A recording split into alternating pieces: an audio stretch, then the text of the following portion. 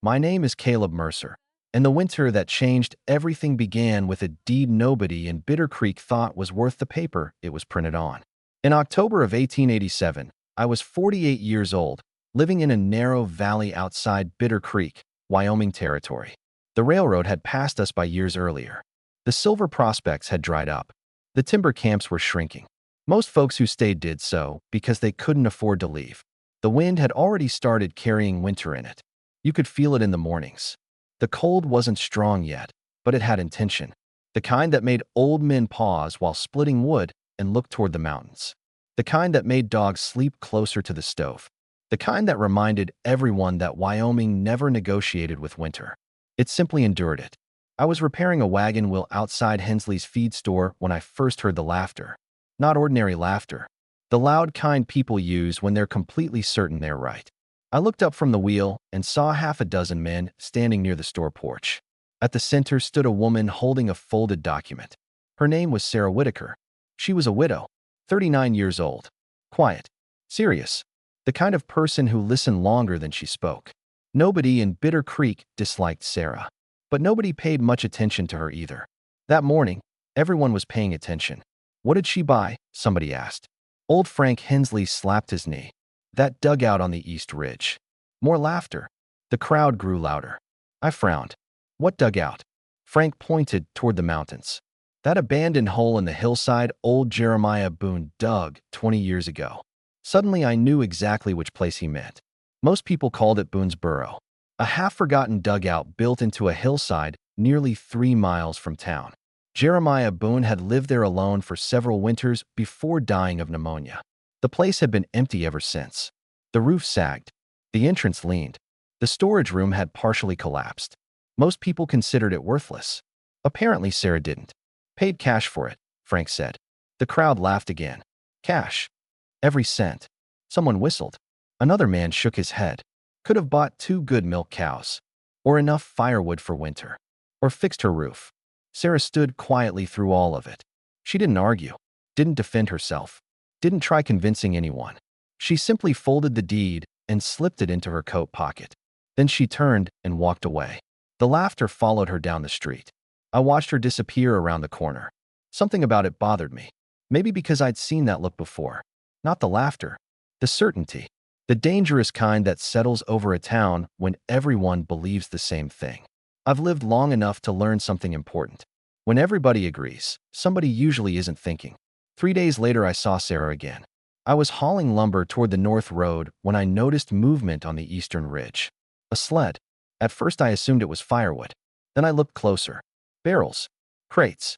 Sacks. A lot of them. Sarah was pulling the load herself. The sled moved slowly through the thin snow. Every few yards she stopped, adjusted the rope around her shoulders, and continued climbing. I pulled my wagon off the road. Need a hand. She stopped. For a moment, she looked surprised. Then she smiled politely. I'm all right, Caleb. I glanced toward the ridge. That's a lot of supplies. It is. Planning a move? Planning a winter. That answer caught my attention, not because of what she said, because of how she said it. No joke. No hesitation. No uncertainty. Just fact. I looked again at the sled. Flour. Beans. Salt. Lantern oil. Dried apples. Barrels of water. Enough food to feed a family for months. Maybe longer. You expecting trouble? Sarah studied the mountains. For several seconds, she didn't answer. Then she said something I still remember word for word. No. She tightened her grip on the rope. I'm expecting weather. The way she said it made me turn toward the peaks. Before we continue, if this story has touched your heart so far, take a second to like the video and subscribe. It really helps me bring you more stories like this. Now, let's see what happened next. The mountains were already white. Earlier than usual. A lot earlier. Cold air drifted down the valley. Sharp. Dry. Restless. Sarah started pulling again. The sled creaked behind her. I watched her climb higher and higher toward Boone's abandoned dugout. Toward the lonely hillside nobody wanted. Toward a shelter everyone in town thought was a mistake. And for reasons I couldn't explain, I couldn't stop watching.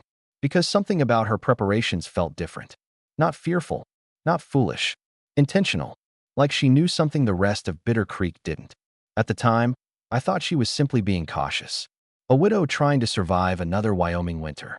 I had no idea that before Christmas arrived, the worst blizzard anyone in the territory could remember would bury roads, destroy homes, and leave dozens of families fighting for their lives. And I certainly had no idea that the abandoned hillside dugout everyone mocked would soon become the most valuable place in the entire valley. The next week, Bitter Creek treated Sarah Whitaker's dugout the same way people treat most things they don't understand. It became entertainment. Every morning, someone seemed to have a new joke. The men gathered outside Hensley's feed store, talked about her supplies. The women discussed it while collecting water. Even the boys running errands through town had started calling the place Sarah's Burrow. Nobody meant real harm.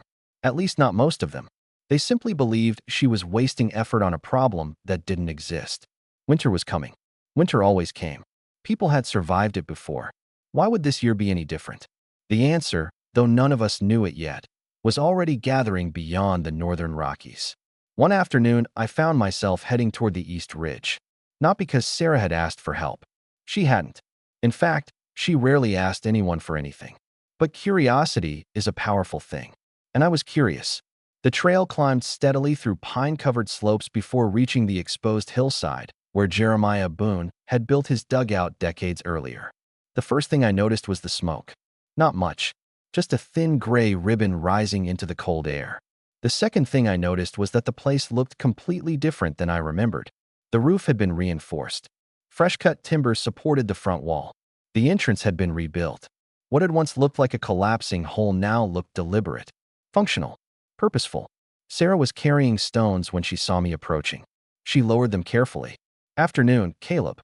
I removed my gloves. "Looks different." She glanced toward the structure. "It should. You've been busy. So have the squirrels." I laughed. "What?" She pointed toward a pine tree. "Every animal up here is preparing." A squirrel darted across a branch, carrying something in its mouth. Another disappeared into a nest. Sarah watched them. "They don't wait until the storm arrives." I followed her gaze. "Neither do you." "No." For a moment, neither of us spoke. The wind moved through the trees above us. Cold enough now that it carried a warning. Then Sarah surprised me. "Want to see it?" "The dugout." She nodded. I stepped inside. And stopped. The place was nothing like I expected. The main room extended nearly 20 feet into the hillside. The earth walls were thick. The ceiling beams had been replaced. Shelves lined one side. Barrels stood neatly stacked. Crates were organized by size. Every inch of space had a purpose. Nothing was random. Nothing was wasted. The air felt different too. Outside, the wind cut through my coat. Inside, everything felt still, quiet, protected. I placed a hand against the packed earth wall. It wasn't warm, but it wasn't freezing either. Sarah noticed. Temperature changes slower underground. I looked around. "You've been studying." "For years." That answer surprised me. Years? She wasn't improvising. This wasn't some strange impulse. This had been planned. For a very long time. She walked toward a shelf holding notebooks. Most were worn. Their corners folded. Pages stained from use. She handed one to me. The notes inside covered weather patterns. Snowfall records. Wind directions. Temperatures. Dates stretching back more than a decade. I stared at the pages. "You tracked all this?" She nodded. "Every winter." I looked up. "Why?" Sarah smiled slightly. "Because weather leaves clues." The answer sounded simple, but it settled heavily in my mind. Most of us reacted to weather. Sarah studied it. There was a difference. A big one. Later that evening, as we stood outside the dugout, I noticed her staring north. The sun was setting. Orange light painted the mountains. But Sarah wasn't looking at the sunset. She was watching the clouds. Long bands of gray stretched across the horizon. High, thin, moving fast. "What do you see?" I asked. She took a moment before answering. "Change." I followed her gaze. "Snow." Eventually. The way she said it made me uneasy. Not because she sounded frightened. Because she sounded certain. And certainty is contagious. On my way back to town, I couldn't stop thinking about the notebooks. Or the supplies. Or the dugout. Or the years she'd spent preparing for something nobody else even considered. The next morning I mentioned it to Frank Hensley. That turned out to be a mistake. He laughed so hard he nearly spilled his coffee. "She's preparing for winter." "So are we." "No," I replied. "Not like that." The laughter around the table faded slightly. Several men looked at me. "What do you mean?" I hesitated. Because I wasn't entirely sure. Something felt different. but I couldn't explain it. Not yet. That evening, the temperature dropped 20 degrees. The first real cold front of the season arrived. By dawn, ice covered the creek. By noon, ranchers were moving livestock into sheltered areas. By sunset, the mountains had disappeared behind a wall of gray clouds. People noticed, but not enough. Life continued. Stores stayed open. Wagons moved. Children played in the streets. The town remained convinced that winter would behave the way winter always had. Only Sarah seemed to think otherwise. And as the days passed, I found myself looking toward the east ridge more often, toward the dugout hidden in the hillside, toward the woman who had spent years preparing for something none of us could yet see. Because deep down, a question had started growing in my mind. If Sarah was wrong, then she'd wasted months of effort. But if she was right, what exactly was heading toward Bitter Creek? By the middle of November, the entire valley had settled into a dangerous kind of confidence. The kind that comes from surviving the same thing over and over. People in Bitter Creek had seen hard winters before. We'd seen frozen wells, snowdrifts taller than wagons, temperatures cold enough to crack timber. But familiarity has a way of dulling caution. The townsfolk weren't preparing anymore. They were remembering. And memories can be misleading. I noticed the difference one morning at Hensley's feed store. The stove glowed red in the corner while ranchers crowded around it drinking coffee. The conversation was the same as always. Cattle, prices, weather, politics. Then someone mentioned Sarah. Again, still hauling supplies to that burrow, one man asked. Frank nodded. Every other day. Another man chuckled. At this rate, she'll have enough beans to feed Wyoming. The group laughed. I didn't. A few weeks earlier, I probably would have joined them. Now I wasn't so sure. Because I'd seen the dugout. I'd seen the notebooks. I'd seen the discipline behind every decision she made. And something else bothered me. The weather. The cold wasn't behaving normally. 3 storms had already crossed the mountains, each stronger than the last. The temperatures were dropping faster than usual. Even the old-timers had started noticing. Not admitting it, just noticing. That afternoon, I rode north to check fence lines on my property. The sky remained overcast all day. No sun, no blue, just a ceiling of gray stretching from horizon to horizon. The air felt heavy, strangely still. Around sunset, I stopped near a ridge overlooking the valley. That's when I saw Sarah. She was standing alone beside the dugout, watching the mountains. Again, it seemed she spent half her time doing that. Watching, studying, waiting. I rode up the trail toward her. She heard the horse approaching and turned. You've been spending more time looking north. I smiled. You noticed? I noticed most things. That answer didn't surprise me anymore. I dismounted and stood beside her. The mountains looked different. Not because of snow, because of the clouds. They moved fast at higher elevations while lower clouds barely moved at all. Layered, uneven, restless. Sarah pointed toward them. See that? I squinted. See what? The upper winds. I watched carefully. Finally, I noticed. The clouds at different elevations were moving in different directions. Sarah nodded. That's not normal for this time of year. You think it means something? I know it means something. There was that certainty again, the kind that made me uncomfortable. Not because I distrusted her, because I was starting to trust her. And that was worse. Because if she was right, then everyone else was wrong, including me. We stood there quietly for several minutes. Finally, I asked the question that had been bothering me for weeks. How much food do you have stored now? She looked toward the dugout. Enough. Enough for what? For a long winter. I laughed softly. That's not an answer. It wasn't supposed to be. I shook my head. Then something occurred to me. Why didn't you tell people? She looked genuinely confused. Tell them what? What you're seeing. The weather. The possibility of a bad winter. Sarah studied the valley below. Lights were beginning to appear in town. Tiny yellow lanterns glowing against the approaching darkness. When she finally answered, her voice was calm. I did. I frowned. What do you mean? I've mentioned it. To who?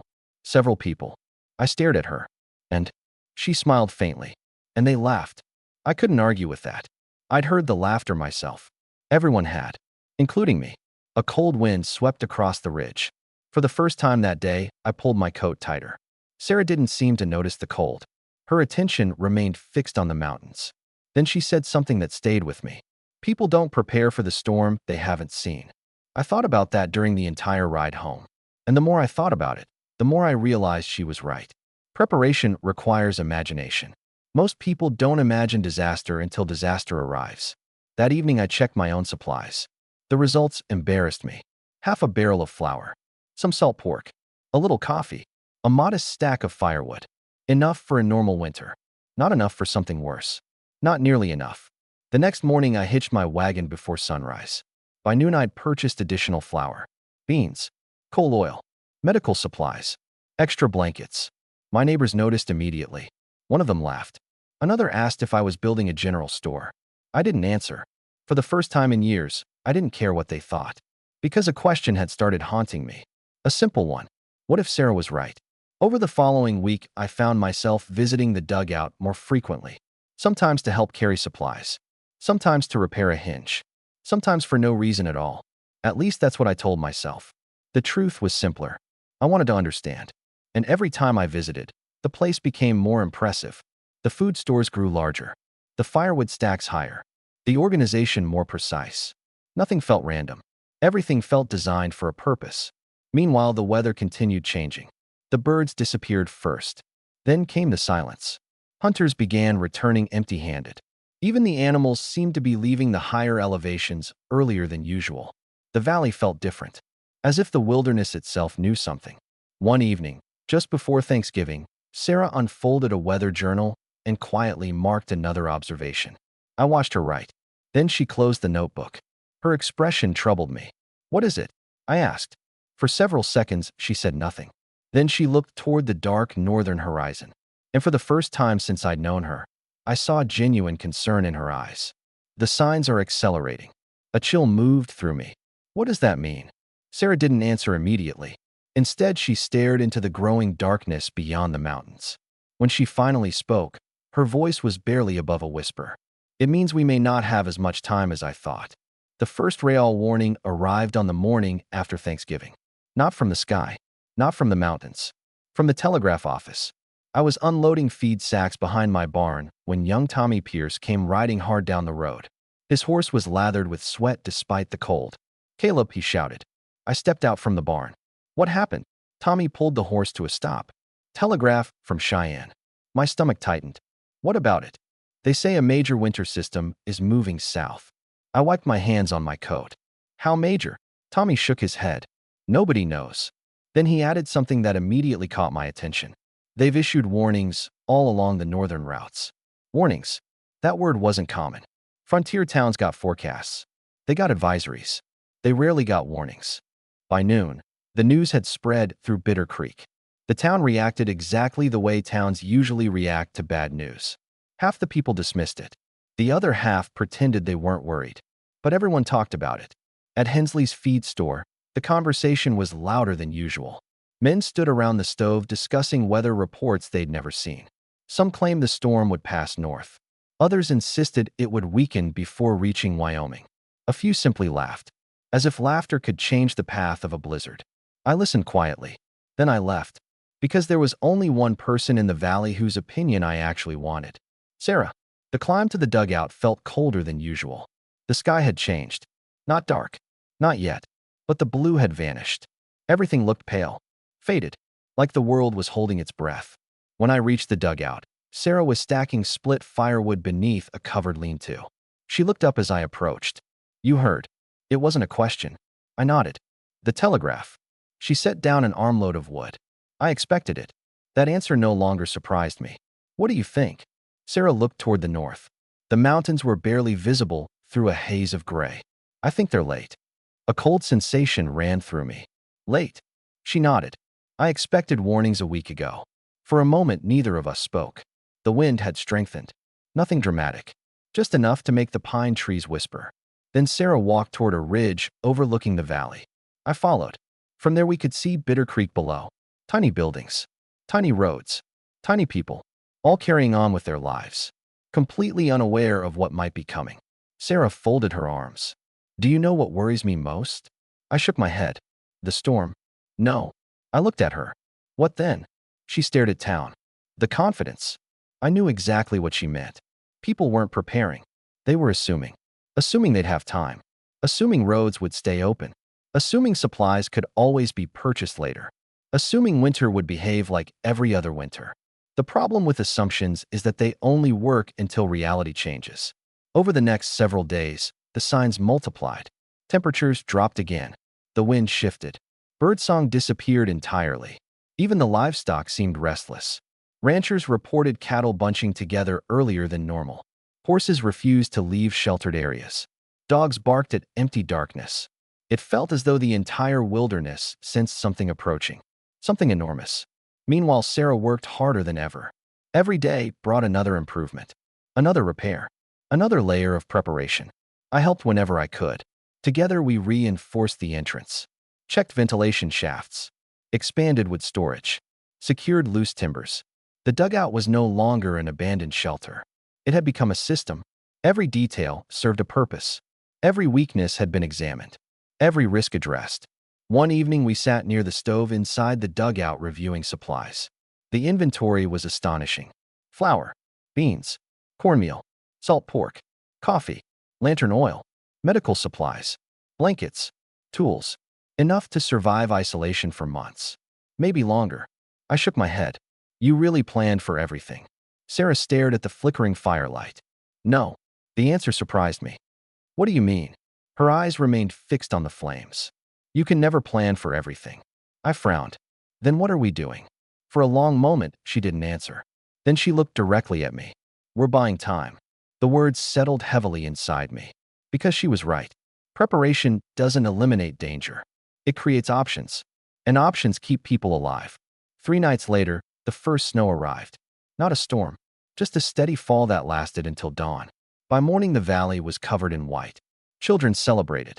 Store owners swept their porches. Ranchers continued their routines. Everything seemed normal, almost reassuring. But something about it felt wrong. The snowfall was too early, too widespread, too quiet. That afternoon, I noticed Sarah standing outside the dugout again, watching the horizon. The expression on her face immediately stopped me. I had seen concern before. This was different. This was alarm. I climbed the ridge toward her. What is it? She didn't answer immediately. Instead, she pointed north. At first, I saw nothing. Then I noticed it. A dark line stretching across the distant horizon. Massive, unbroken, moving, slowly, relentlessly, south. My stomach tightened. What am I looking at? Sarah's voice was calm, far calmer than mine. But for the first time, I could hear fear beneath it. The front edge. The front edge of what? Her eyes never left the horizon. When she finally answered, the words seemed to steal the warmth from the air itself. The blizzard. The blizzard arrived 2 days later. Not gradually, not politely. It came like a wall. The morning began strangely calm. No wind, no snowfall, no warning beyond the dark horizon we'd been watching for days. The stillness felt unnatural. Birds were gone. The forest was silent. Even the creek seemed quieter. I woke before sunrise and stepped outside. The cold struck immediately. Sharp, bitter, wrong. The sky overhead carried a pale gray color I'd never seen before. I stood there for several moments staring north. The dark line Sarah had shown me was larger now. Much larger. What had looked distant 2 days earlier now stretched across nearly half the horizon. And it was moving faster. By mid-morning, the wind arrived. At first it came in short bursts, then longer ones. Then it simply stopped leaving. Snow began shortly after noon. Small flakes at first. Nothing alarming. But the temperature kept falling. Hour after hour. By late afternoon, visibility had dropped to less than a quarter mile. People finally started noticing. Unfortunately, noticing and preparing are not the same thing. Wagons rushed through town. Store shelves emptied. Ranchers scrambled to move livestock. Families hauled firewood. Men who had laughed for weeks suddenly found themselves working frantically. The problem was simple. Preparation done in panic is rarely as effective as preparation done in advance. Just before sunset, I rode into town. The scene looked completely different from only a few days earlier. Fear had arrived. You could see it on faces, hear it in voices, feel it in the air. The feed store was crowded. The general store nearly empty. People argued over supplies.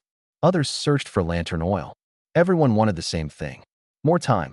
But time was the one thing nobody could buy anymore.